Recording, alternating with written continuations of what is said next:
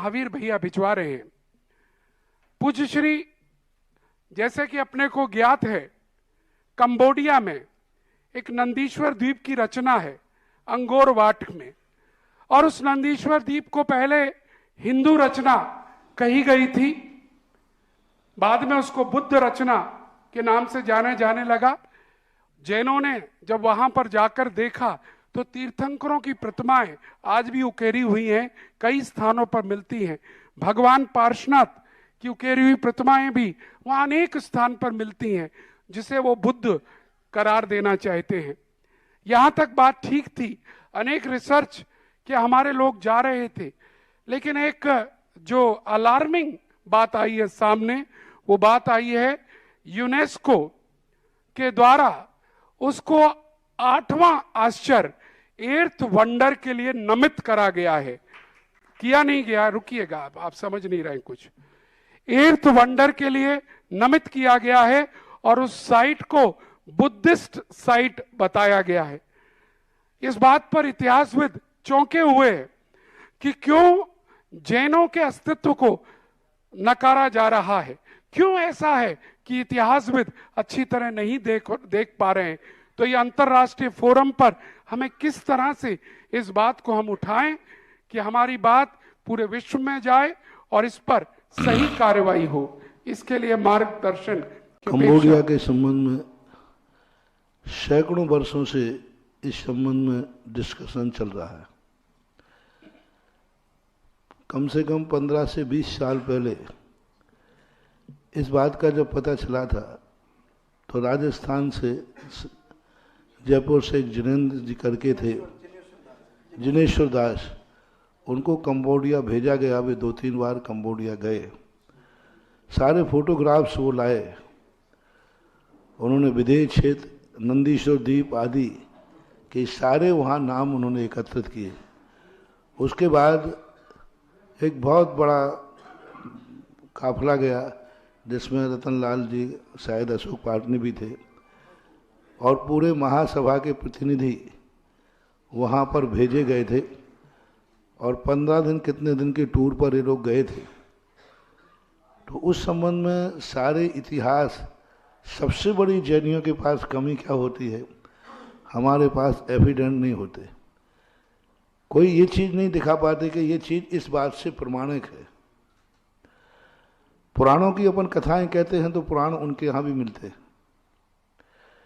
इसलिए इस संबंध में हमें ठोस शोध कराना पड़ेगा, ठोस जानकारी, क्योंकि उन मुद्राओं में जो मुद्राएं हैं, वे मुद्राएं पूर्णतः दिगंबर जैन मूर्ति से मेल नहीं खा रहे हैं। पूर्णतः अकेले मात पारसनाथ का फन होने से, क्योंकि उनके यहाँ भी बौद्धों के ऊपर उपसर्ग आए, उनके यहाँ भी एक कहानी मिलती है। तो इस संबंध में मेरी आवाज़ उठाने के पहले मुझे ठोस प्रमाण लाके दो, उसके बाद ही मैं कोई आवाज़ उठा पाऊंगा। ऐसी सुनी सुनाई बातों पे आवाज़ उठाने से, क्योंकि यहाँ की आवाज़ से कानून बन जाता है, यहाँ की आवाज़ एक कानून की आवाज़ हो जाती है। और कानून की आवाज़ तभी होना चाहिए तब वो कहीं से खंडित नहीं होना चाहिए। इसलिए पहले इस पर जाके, जो अभी 50 वर्ष से चल रहा है शोध, या जो 20-25 साल पहले ही पूरा शोध करके देखने गए, इस पर एक शोध हो। इसके ऊपर आप लोग पहले एक कोर्ट केस कीजिए। सारे महाराजों से क्यों कहलवाना चाहते, इसको आप जनहित याचिका दायर कीजिए। जनहित याचिका दायर में जो अंतर्राष्ट्रीय समितियां हैं, तीर्थ क्षेत्र कमेटी काय के लिए है? पदों के लिए, चुनावों के लिए। तीर्थ क्षेत्र कमेटी बैठकर स्टेजों पर माला मंच माला पहनने के लिए, काय के लिए है कमेटियां? ये कमेटियां इसी कार्य के लिए है। तीर्थ क्षेत्र कमेटी का एक प्रतिनिधि हो और जनहित याचिका दायर की जाए, कोर्ट उस पर शोध कराएगा, तुम भी शोध करो, कोर्ट भी शोध करेगा। बिना फाइट किए, बिना डिस्कशन नहीं निकलेगा। आज तक कंबोडिया पर दिगंबर जैन समाज ने कोई फाइट की? कोई कंबोडिया की सरकार से कोई उसका पत्राचार किया? कोई भारत सरकार में कोर्ट में कोई ऐसा दायरा केस पेश किया कि कंबोडिया हमारा दिगंबर जैनियों का है? तो जो तरीका है उस तरीका से ही अपन को निपटना पड़ेगा। तो दो बातें हैं, पहले तीर्थ क्षेत्र कमेटी या अंतर्राष्ट्रीय कोई कमेटी सामने आए, उस पर शोध कराए, उस पर सही जानकारी और प्रमाणिक सिद्ध करे कि ये मूर्ति दिगंबर जैन है, और उसके बाद फिर जाकर के आप आवाज़ उठाइए। फिर यहाँ से ऐसी आवाज़ होगी कि दिल्ली ही नहीं अंतर्राष्ट्रीय भी हिला दूंगा और हिल जाएगा। सफलता मिले या नहीं मिले, एक बार विचार करने को तो मजबूर कर दूंगा। सफलता मिलना नहीं मिलना हम इस पर कभी नहीं जाते, लेकिन आपके पास प्रमाण क्या? हम 25 सालों से प्रमाण मांग रहे हैं। पहले भी हमारे पास यही आया, बहुत उन्होंने हमारे पास घंटों मीटिंग की, मैंने कहा प्रमाण दे दीजिए। आपके पास प्रमाण नहीं है तो गवर्नमेंट को कोर्ट करिए आप, गवर्नमेंट जांच बैठा लेगी कि दिगंबर हैं कि बौद्ध हैं, वो जांच बैठा लेगी। और फिर जांच के अंतर्गत अपने पास थोड़ा मेहनत भी करना पड़ेगी, थोड़ा खर्च भी करना पड़ेगा। हमने 2 उपाय आपको बता दिए।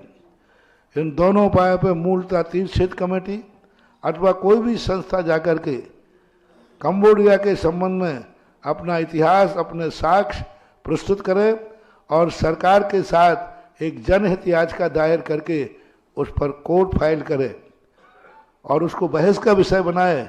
फिर उसके बाद निर्णय पर विचार करना, ये आपको करना है। मेरी मर्यादा है, मैं कोर्ट नहीं जा सकता। मैं आपको जगा सकता हूँ जो आपको जाना चाहिए, और ये सारे लोग इस बात पर तीर्थ क्षेत्र कमेटी को जगाएं, उनको ज्ञापन दें, उनको सूचना दें, उनको व्हाट्सएप करें तीर्थ क्षेत्र कमेटी को। तीर्थ क्षेत्र कमेटी काम करने का कुछ नहीं, जब चुनाव आते हैं तब सक्रिय हो जाती है। 4 महीने जब चुनाव खत्म हो जाते थे कभी गायब हो जाते हैं।